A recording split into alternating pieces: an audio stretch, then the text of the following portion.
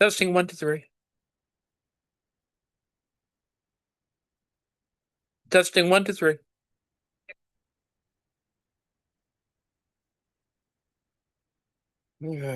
Fuck.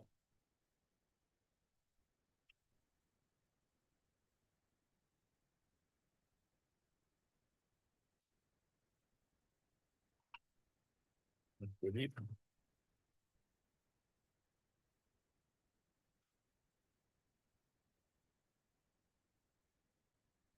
Testing 1, 2, 3.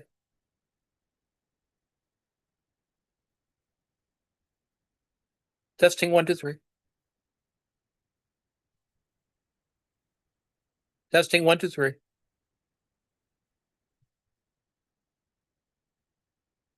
Testing 1, 2, 3. Testing 1, 2, 3, 4.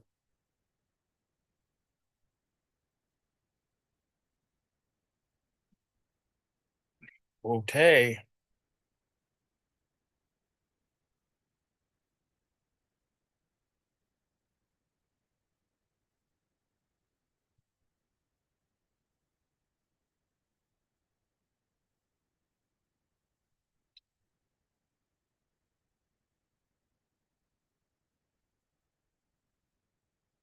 Testing 1, 2, 3. All right, there we go.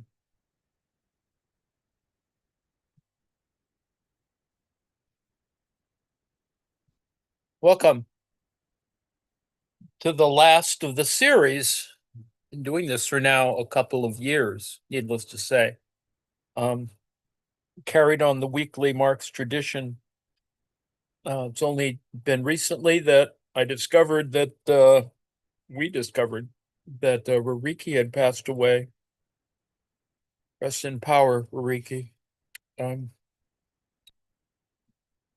we're going to continue it doing it once a week as an office hour, and probably on Wednesdays in the in TAC in Zoom, and also as a live stream at 6 p.m. Eastern time on Wednesdays. So starting this coming Wednesday, that's what's going to happen. And this and that will be attenuated in the sense that they won't have a regular time for live streaming. It will just simply be appearing in, at least relative to YouTube, there will be YouTube. The same stuff, just that it won't be live. I mean, it'll probably get recorded live and there'll be opportunities to do live things, but that's probably what's going to happen. So let's get on with this now. We're looking at the economic works of Karl Marx, 1861 to 64, Process of Production of Capital, drafts chapter 6 of Capital, the results of the direct production process. The reason why I've been looking at this is because this is one of the sort of underattended pieces of Marx's work. This is an unpublished manuscript section. It ultimately gets incorporated, obviously. I think you can see the content, but my interest in it, as well as others, particularly Fred Mosley, has been to consider that this is sort of a formative period and that it's probably more original than having to think about the sort of editing or the edited versions by Engels. So even though Engels does have his hand in this, they don't get transformed as much relative to the archives to volumes 1, 2, and 3 of Capital, or the theories of surplus value, or other matters. And it sort of runs in parallel with in parallel with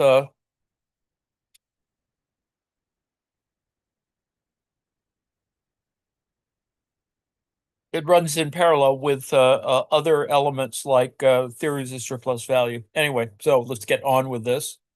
There's a term called dunamai, which refers to a kind of capability or a capacity, which I think it is, in terms of if you apply this to the idea of labor capacity as a way of talking about labor power, which is already, extrapolated or made more abstract than labor itself, right? So you have labor power, and you can talk about this as this idea, this latency, this capability. So this idea of the Greek dunamai, sort of as connected to that. All righty. Well, after all, let's see, where were we? I talked about the dual determination, valorization. And yes, it's going to get into numbers, which will, of course, make it ugly because it's, you're just not going to remember all this stuff. So we talked before about this idea about the commodity. We saw earlier that the commodity must acquire a double mode of existence in order to be made fit for circulation. Not only must it confront, not only must it confront the buyer as an article with particular useful qualities, as a particular use value, which satisfies particular needs, whether of individual or of productive consumption. Its exchange value must have acquired a form different and distinct from its use value, independent of it, although only notionally. Remember, we were talking about this yesterday, this idea that, there's sort of notional elements that are part of this, our little business here. It must appear as the unity of use value and exchange value, but at the same time, it must appear as the duality. So what we're trying to imagine here, of course, is that there is, on the one hand, a single thing. On the other hand, it has a kind of dichotomous element. So try to imagine that, that there are some things that exist both as theory and as practice, or applied and the pure, as in pure science, and applied science. Still science is there somehow. Its pureness or appliedness is also there, but it still is that singular category. So this gets back to the issues we were talking about before with the section on and subsumption in terms of categories, this idea of confrontation of categories. Recall that this past week we were talking about geometry and geography, and and nominally geology. So anyway, it must appear as the unity of use value and exchange value, but at the same time, it must appear as its duality. Its exchange value acquires this independent form, a form entirely independent of its use value, as the pure existence of materialized social labor time in its price. That expression in which exchange value is expressed as exchange value, i.e., as money, and indeed it is expressed in this way in money of account.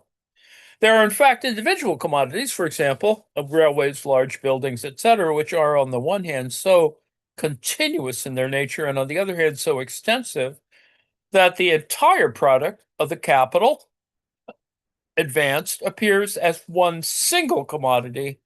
It's a building, but it obviously has rooms and, a lot of space, etc., etc. In this field, therefore, the law demonstrated in relation to single commodities would apply, namely that their price is nothing but simply their value expressed in money, until you get to discounting, for example. So the total value of the capital plus the surplus value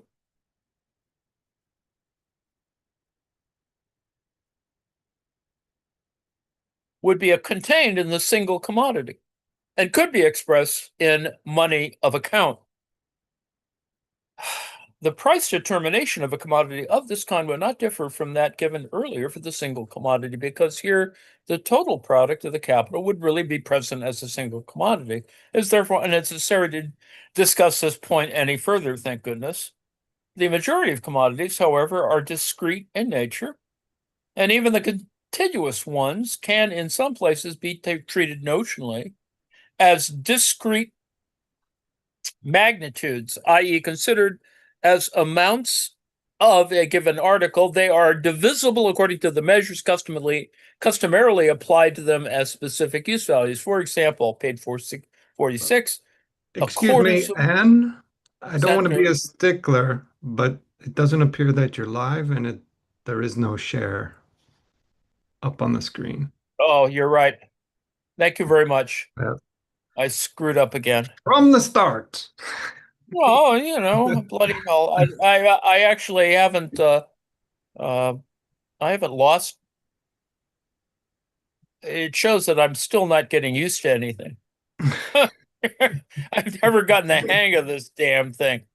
Oh no, it does say that you're streaming to YouTube. Bloody hell. On It's my streaming, phone, but not shared.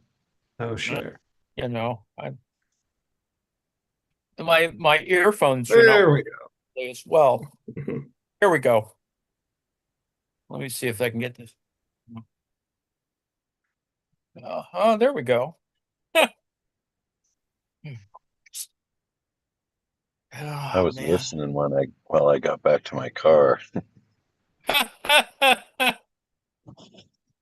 So when back to the text here, when the valorization process was examined, it was shown that a part of the constant capital advance, such as buildings, machines, etc., gives up to the product only the specific quantities of value it loses in the labor process as a means of labor, and that it never enters into the product materially in the form of its own use value.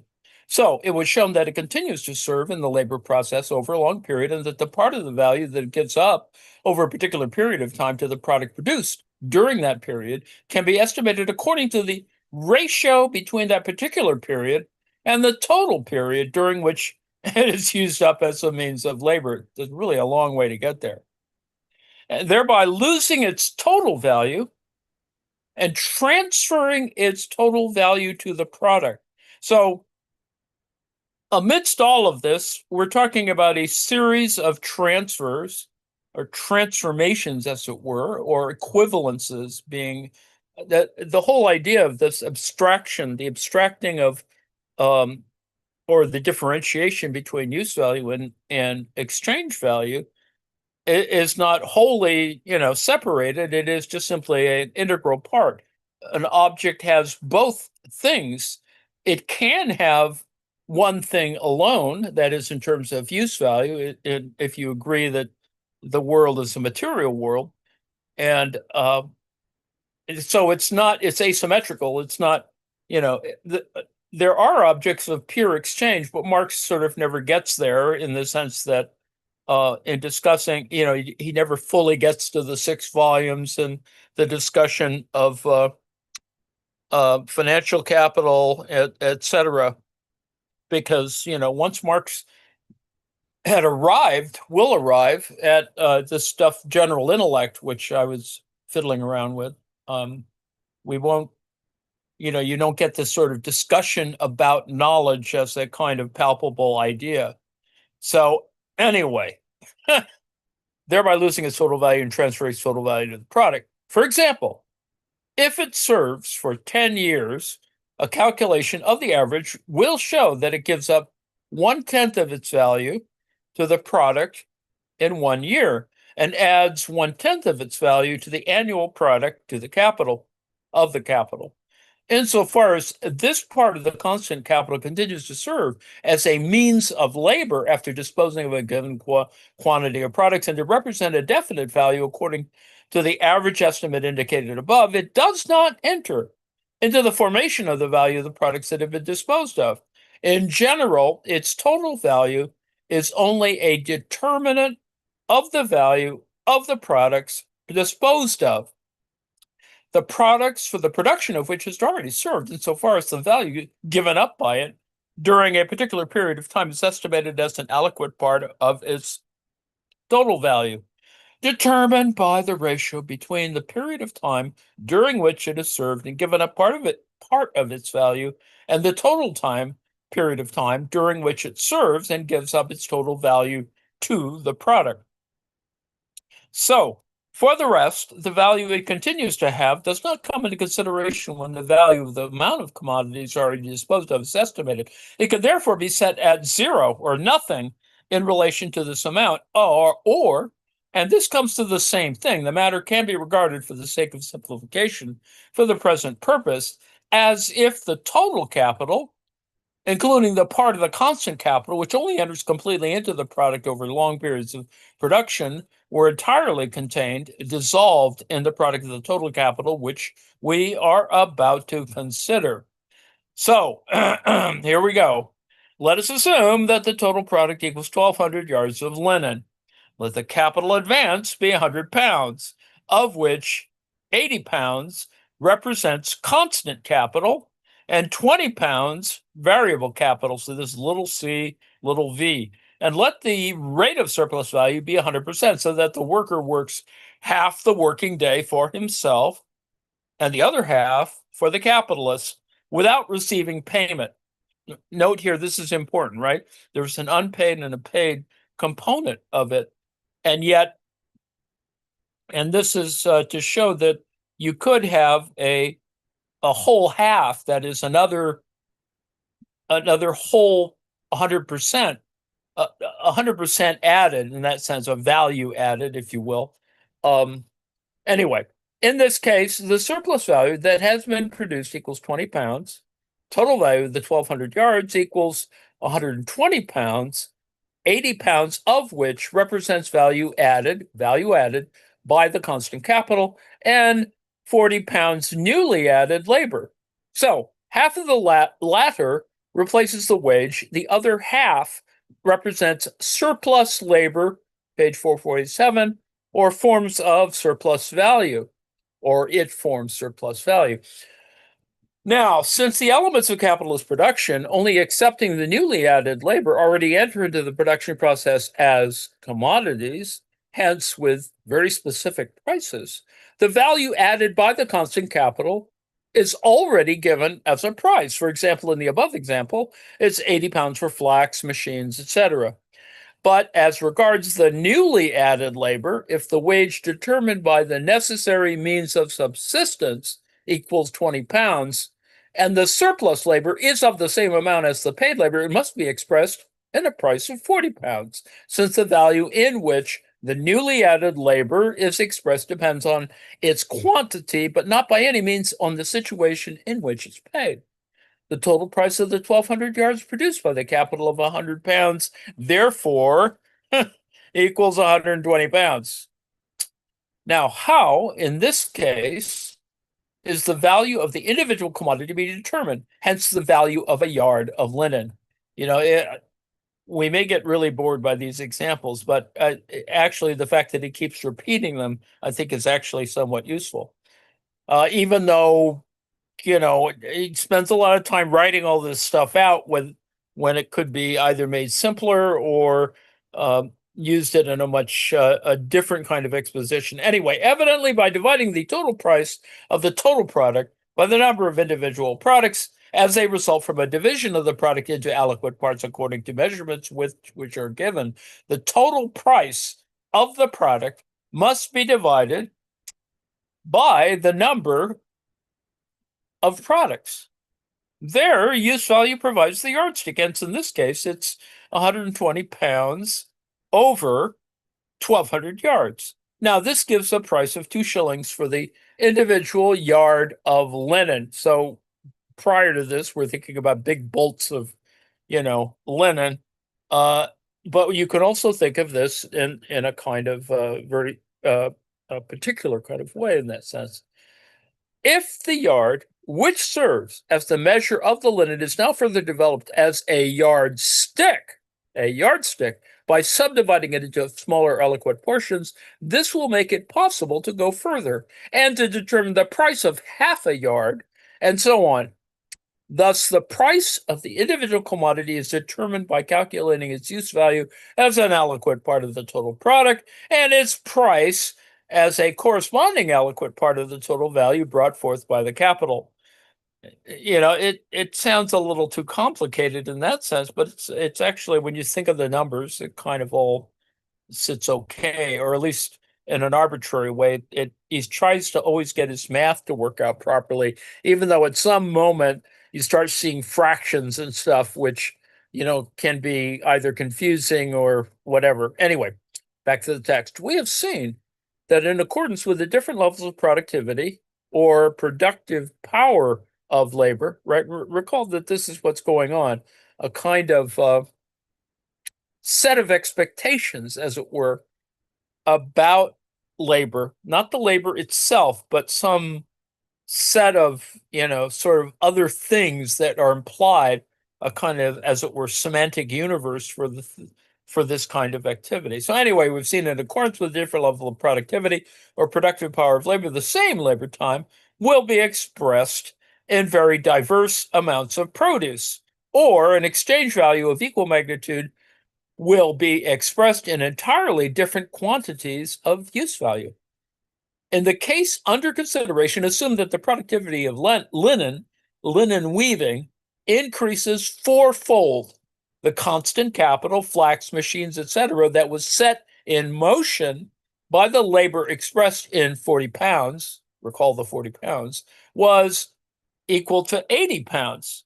Now, if the productivity of weaving labor were to increase fourfold, it would be set in motion 4 times as much constant capital, thus 320 pounds worth of flax, etc.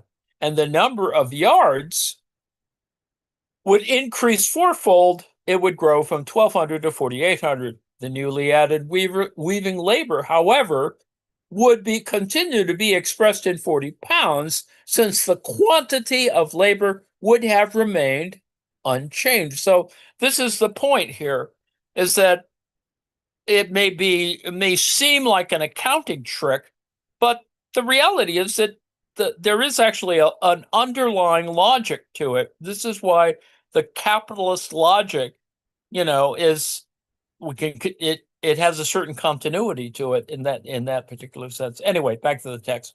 The newly added weaving labor, however, would continue to be expressed in 40 pounds, since the quantity of labor would have remained unchanged. The total price of the 4,800 yards, therefore, now equals 360 pounds, and the price of a single yard equals 360 pounds divided by 4,800. 4,800 yards equals, when you divide it together, it becomes 1.5 shillings. The price of a single element would have fallen by a quarter, from 2 shillings or 24 pence to 1.5 shillings or 18 pence, because the constant capital contained in the yard would have absorbed a quarter less additional living labor. Note what's going on here, right? Living labor, as opposed to, well, dead labor in that sense. But it actually is an important contrast. Even though it is, seemingly clunky from a scientific point of view, this set of relations is important to remember that it's going on. Quarter less additional labor time or living labor during its conversion into linen, or the same quantity of weaving labor would have been distributed over a greater amount of quantity of product. Even so, our present purpose is still better served if we were to take an example in which the total capital advanced remains the same, but the productive power of labor is expressed in very diverse quantities of the same use value. For example, wheat, merely as a result of natural conditions, for example, seasonable or unseasonable weather. Now, let us assume that the quantity of labor spent on it upon an acre of land, for example, in the production of wheat, is expressed in 7 pounds, of which 4 pounds is the newly added labor, and 3 pounds, therefore, represents labor already objectified in constant capital. So there's some sort of, you're engaged with the machine, but it isn't the case where you're getting kind of a an equal path. Rather, this is against some other kind of standard that is money. All right. Anyway, let 2 pounds of the 4 pounds be wages and 2 pounds surplus labor, in line with the ratio already presupposed of surplus labor over necessary labor equals 100 over 100. But let the crop vary according to the variations in the seasons. So you can see, ceteris paribus, that you have that the goal here is to isolate or find in a kind of determinate way, what value looks like, as it were. That's sort of the point, is that when we consider this in the context of the medieval as opposed to the modern, some things get lost. Now, it's not so much that they're lost, it's just that things become more abstracted. And the abstractions, are important. They help, they allow us to be able to say, okay, if I'm making a comment on prices either being too low or too high, I have this sense that, an indexical sense, that all these things are sort of there. It's similar to Trump blathering about stuff like prices, and he's totally clueless. I mean, he's probably hasn't been in a grocery store for, oh, God knows, decades or whatever. He has people to do that. But anyway, let the crop vary according to the variations in the season. And so we have this sort of total in quarters, 1/4, value or price of the total product. And we see, that some things remain the same or incremental, and then other things, have these weird variations in them. And all of those are consistent in that context. That is, this is Arbonneau, an inquiry into the connection, etc., by a farmer of 1773.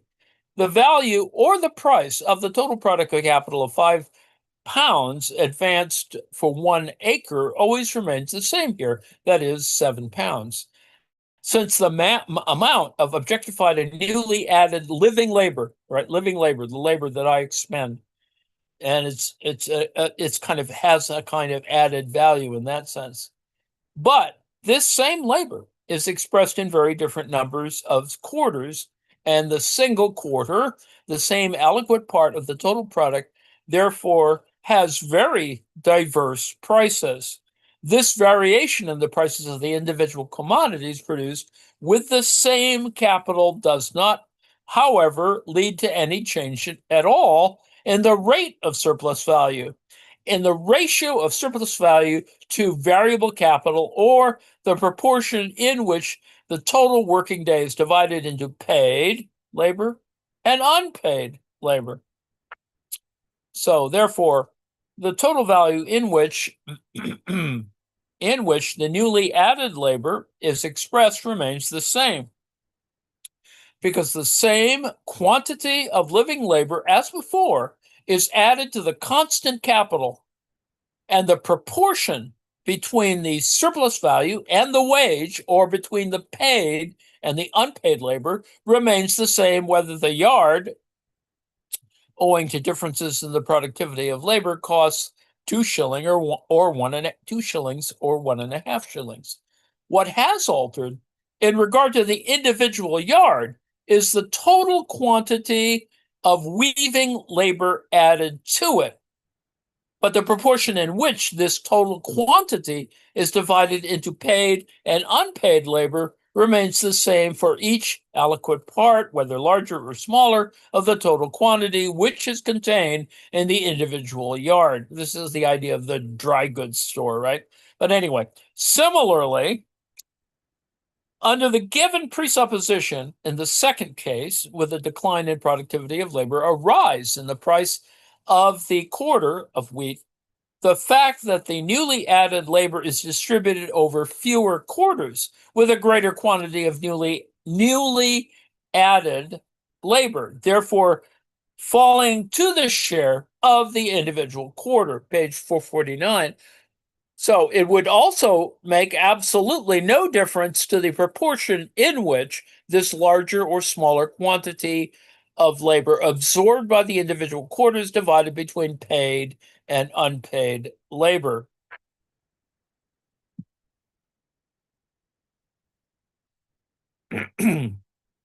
Nor does it make any difference since either to the total surplus value the capital is produced or to the aliquot part of the surplus value contained in the value of the individual quarter in relation to the value newly added to it. So if under the given presupposition where more living labor is added to a specific quantity of the means of labor, more paid and more unpaid labor is added to it in identical proportions. Let me break here for a second. There's you can see there was an issue for, I think there's a preference to engage, obviously, the students in the classroom first, as opposed to the sort of faceless entity.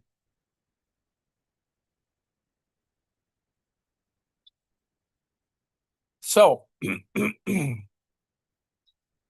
if under the given presuppositions, more living labor is added to a specific quantity of the means of labor, more paid and more unpaid labor is added to it in identical proportions. So if less living labor is added, less paid and less unpaid labor is added, again in identical proportions, but the ratio between these two complements of the newly added labor remains unchanged. So we can see issues of, constancy, et cetera, continuity, contiguity, et cetera.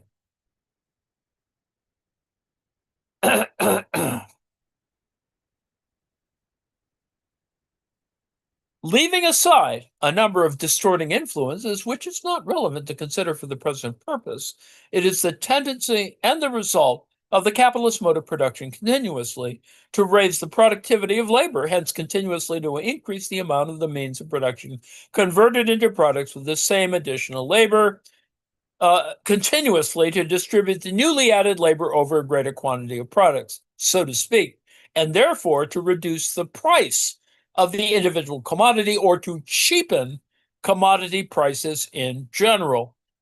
But in and for itself, this cheapening of commodity prices involves absolutely no change, either in the amount of surplus value produced by the same variable capital or in the proportional division of the newly added labor contained in the individual commodity into paid and unpaid, or in the rate of surplus value realized in the individual commodity. So, if the conversion of a specific quantity of flax, spindles, etc., into a yard of linen absorbs less of the weaver's labor than before, this does not in the least alter the proportional division of this greater or lesser demand of labor amount of labor into paid and unpaid. The absolute quantity of living labor added afresh in a given quantity of already objectified labor does not affect the proportion in which this, which can be larger or smaller according to the particular commodity, is divided into paid and unpaid labor. Now, in spite of the variation in commodity prices arising out of a variation in the productive power of labor, i.e., a reduction in those commodity prices and a cheapening of the commodity, the proportion between paid labor and unpaid labor. And altogether, the rate of surplus value realized by capital may therefore remain constant. If a variation occurs, not in the productive power of the labor newly added to the means of labor, but in the productive power of the labor that creates the means of labor, so it's not just added to it, the price of which will accordingly rise or fall. So a killing in,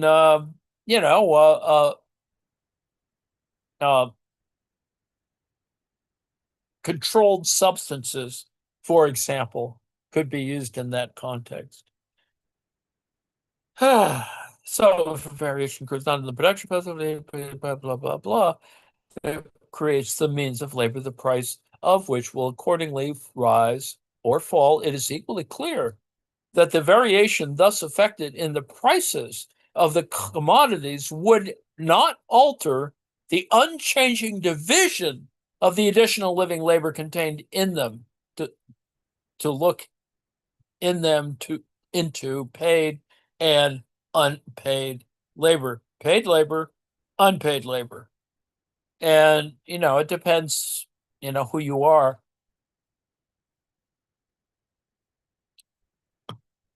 I mean, the point is, it's ham sandwich time, whatever. Anyway, conversely, if variation in the prices of commodities does not exclude a constant rate of surplus value, an unchanging division of the additional labor into paid and unpaid, constancy in the prices of commodities does not exclude variation in the rate of surplus value. Changes in the proportional division of the newly added labor into paid and unpaid. In order to simplify matters, let us assume that in the branch of labor under discussion, no variation takes place in the productive power of any of the labor contained in it. It's very Lockean in that sense. Hence, in the above case, for example, there is no variation in the productivity of weaving labor or the labor that provides the flax, the spindles, etc. On the above assumption, 90 pounds is laid out in constant capital, 20 in variable capital. This 20 pounds is supposed to express the 20 days, example, weekdays, of 20 weavers. So according to our presupposition, they produced 40 pounds, hence worked half a day for themselves and half a day for the capitalists.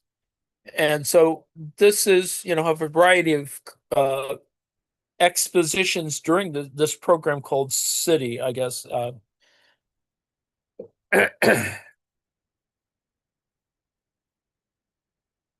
According to our presupposition, they produced 40 pounds, having worked half a day for themselves and half a day for the capitalists.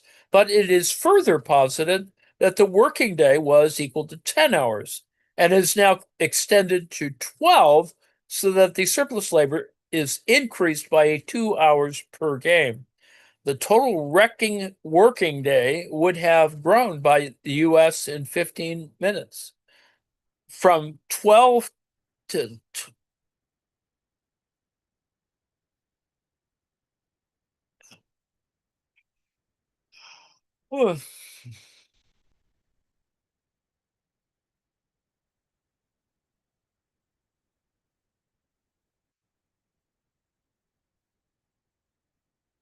So the point he's making with all these numbers, because you're going to get lost, is this idea that certain structural things retain their constancy or their connectedness.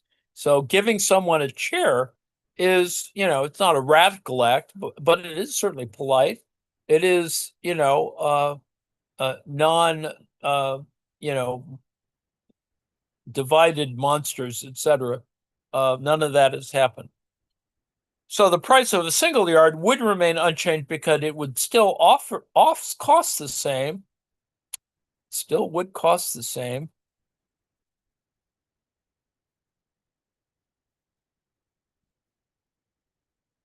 Similarly, the additional 12 pounds of surplus value are equals to 80 yards at 2 cents, 2 shillings per yard. And in fact, the number of yards has arisen from 1,200 to 1,280.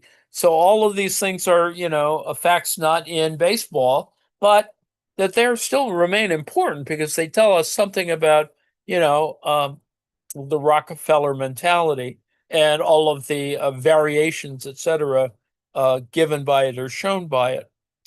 Right. So anyway, there's that, and then there's 80 pounds, or a value that has a on and off switch. So I already appreciated that degree of maroonness. Alrighty. Hence, the price of the commodity remains the same. The productive power of labor remains the same. The amount of capital laid out in wages remains the same. Nevertheless, the total amount of surplus value rises from 20 to 28, or by 8, which is 2/3 of 20, since it's 8 times 52 equals 40 shillings S. S is in Sam. No, it has risen. It has risen by 40%. This is the percentage by which the total surplus value has grown. But insofar as the rate of surplus value is concerned, R was originally 100%. And these advised statistics, Clodas Bond,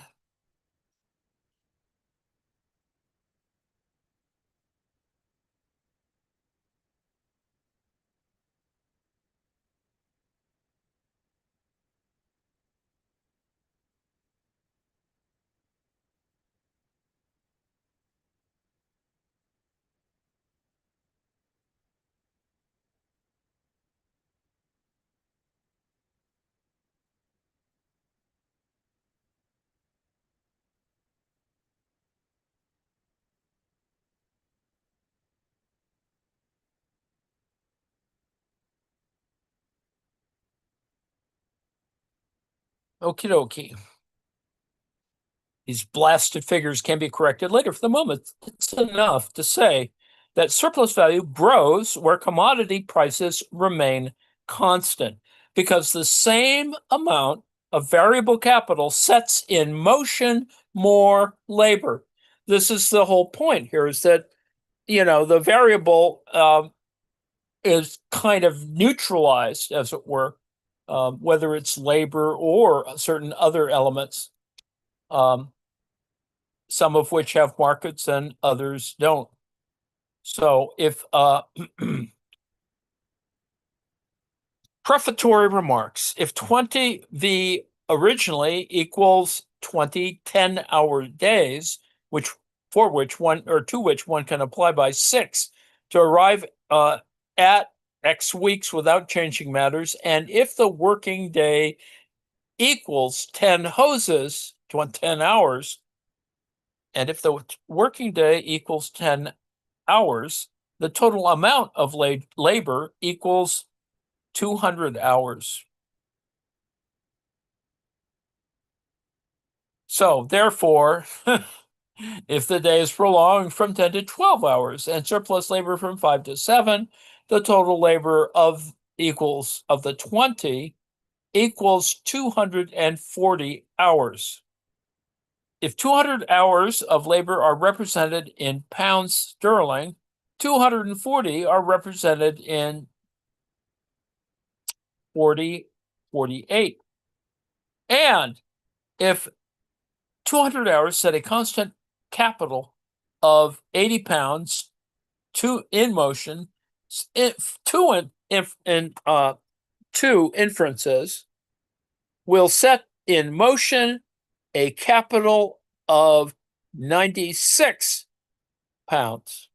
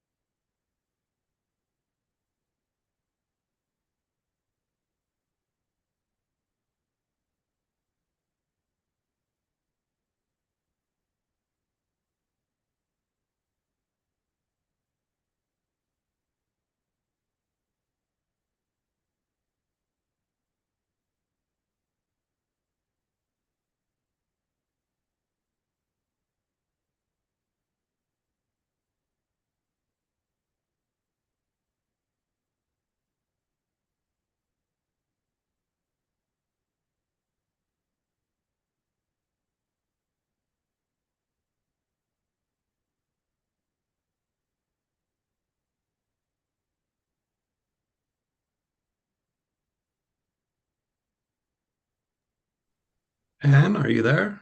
Seem to have lost your sound. Yeah. Yeah, cut out for a second there. All right. There's a additional comparison in the following table.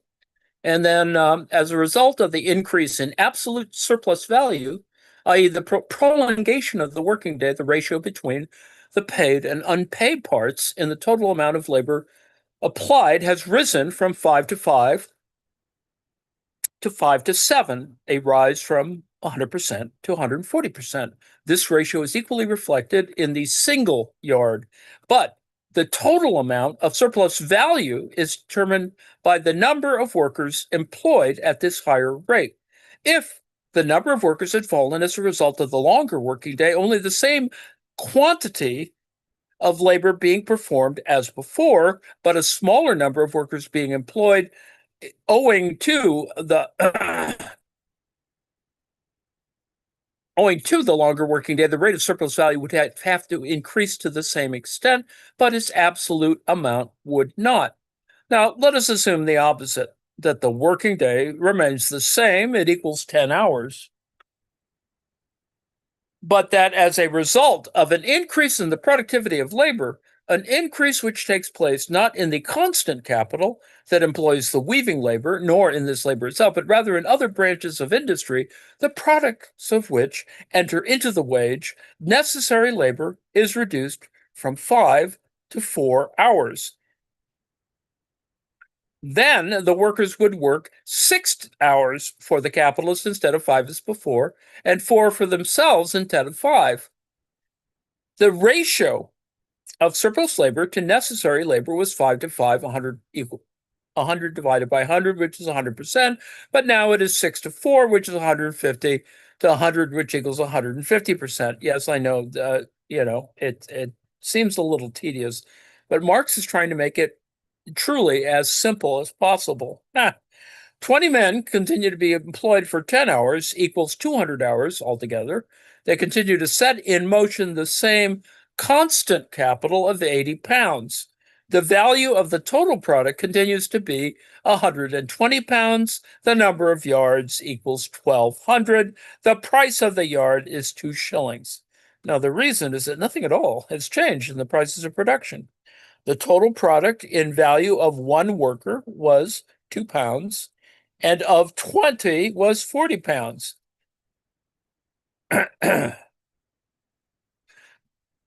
But if at 5 hours a day, the week equals 20 pounds, 4 equals 16 pounds, and he buys the same quantity of means of subsistence with the 16 pounds as previously with the 20 pounds, the 20 men who can now only perform 4 hours of necessary labor are paid 16 pounds instead of 20 pounds as previously. I know you're going to get lost here. Variable capital has fallen from 20 to 16, but continues to set in motion the same absolute quantity of labor.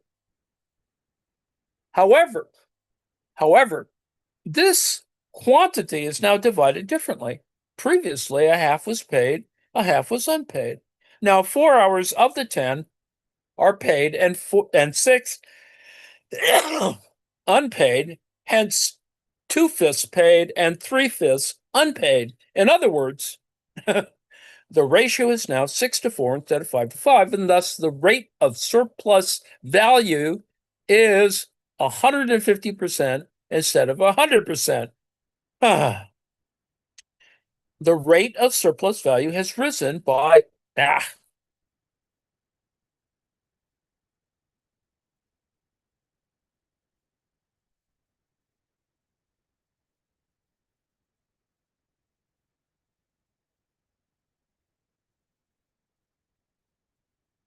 the rate of surplus value has risen by 50%. There would be 3 1/3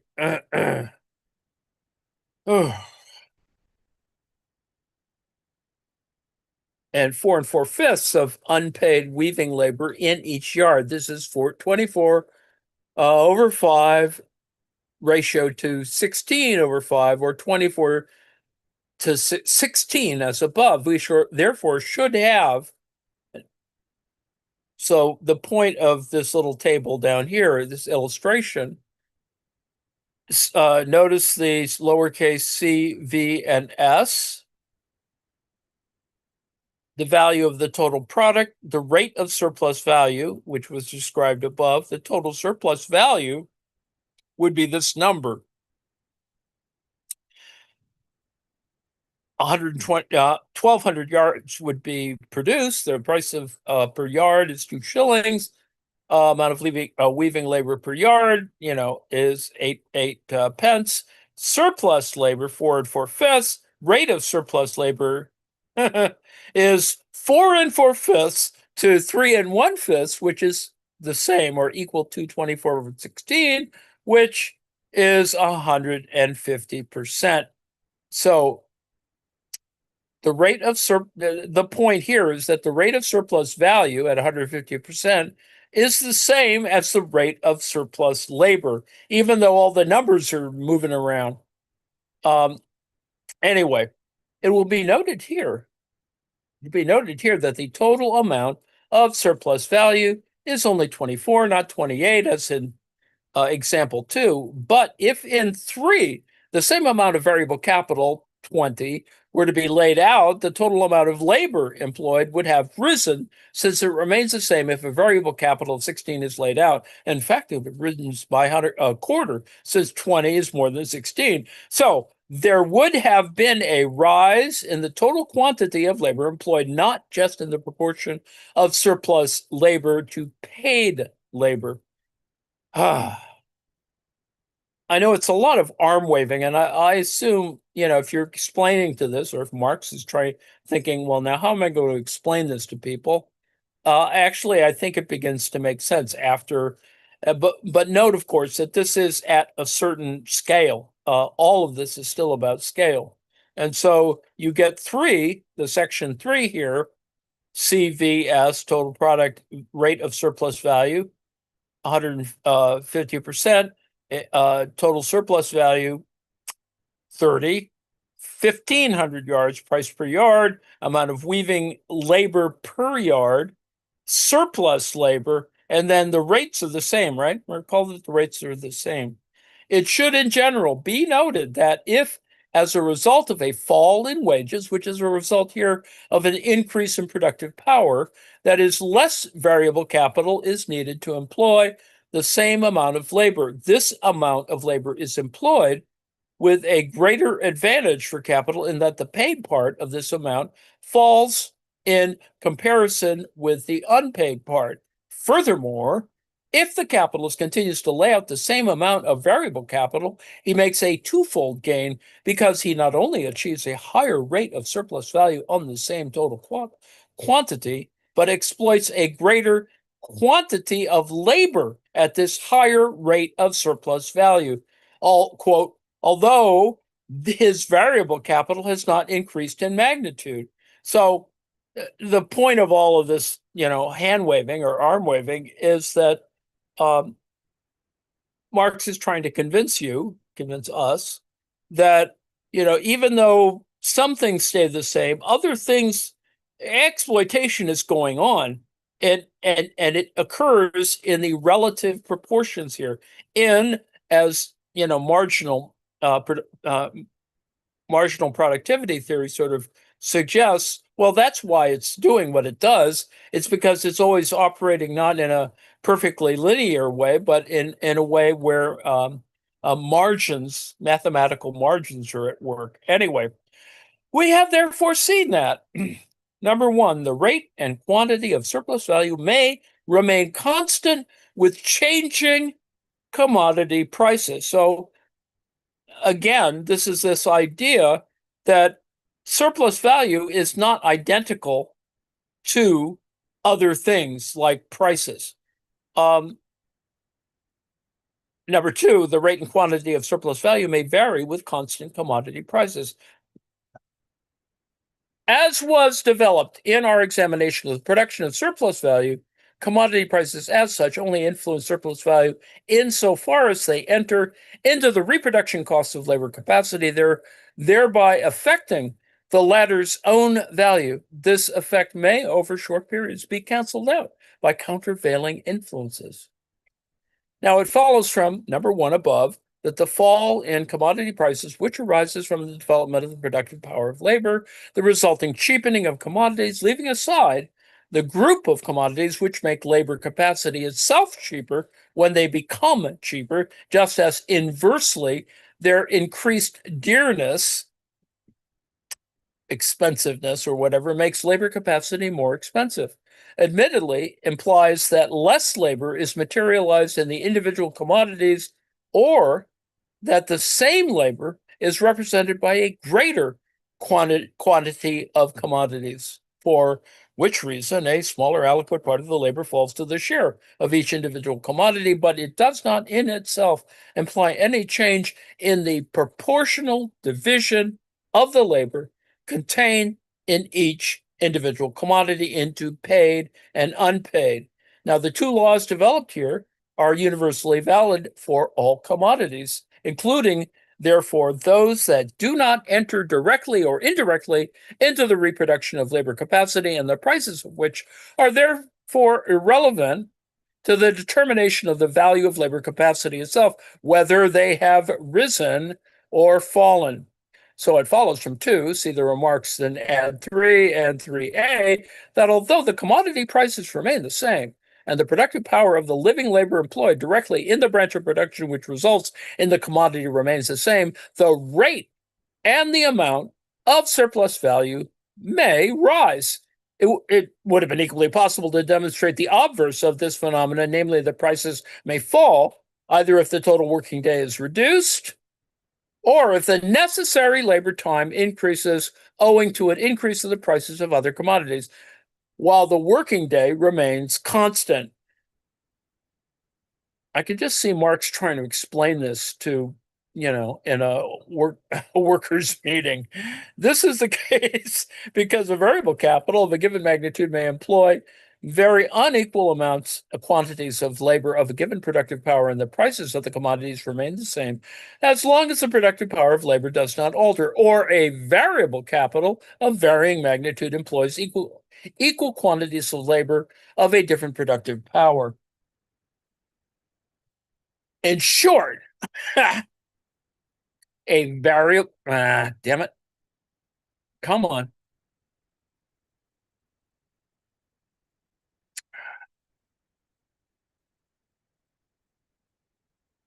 In short, a variable capital of a given magnitude of value does not by any means always set in motion the same amount of living labors, and therefore, insofar as it is regarded as a mere symbol for the quantities of labor it sets in motion, it is a symbol of variable magnitude, which, sort of doesn't help us in one way, but, these are nevertheless important issues. Now, I note that I only have a few minutes left, and so I will probably a good idea to stop here, noting that we're almost at that thing where he talks about, a lot of other things going on here. So at 454, transition from section 2 and 3 of this chapter to 3, section 3, which is first treated here as 1, which, of course, none of this makes sense. But he's trying to get at this idea, particularly at the level of agricultural production, of what counts as a surplus. How is it that we define these things? And so the connection among these things, that is this idea of a surplus and its relation to labor, is still at work. So the connection he's trying to make is, of course, commodities' connection to capital. So after all that hand waving above, from this it can be seen how the commodity as product of capital is distinguished from the individual commodity treated independently. This distinction will be more and more apparent and will affect the real price determination of the commodity, etc., in ever-increasing measure, the further we trace the course of the capitalist production and circulation process. Let me stop right there because we have to go on to struggle session. I hope it made a little bit of sense, and let me close by saying I'm changing the schedule of things, and so there'll be a new thing, office hours on Wednesdays at 6 p.m. Eastern time, and I won't be reading from stuff. I probably will be at some moment. There'll be like a schedule of readings and a kind of discussion of one thing every week, and and there's plenty of material to cover, unfortunately, but hopefully all of that will be made available and become fairly obvious what we're doing. So, for example, we've been looking at subsumption, and in the context of Marxist geography, and as obtuse as that may seem, it actually makes some sense because we're talking about the same idea, for example, about surplus value being created within space. Let's put it kind of that way, and particularly under the situation of Euclidean geometry. Note, of course, that there's other kinds of geometries, and that's going to actually become important in the long run. All righty, so the end of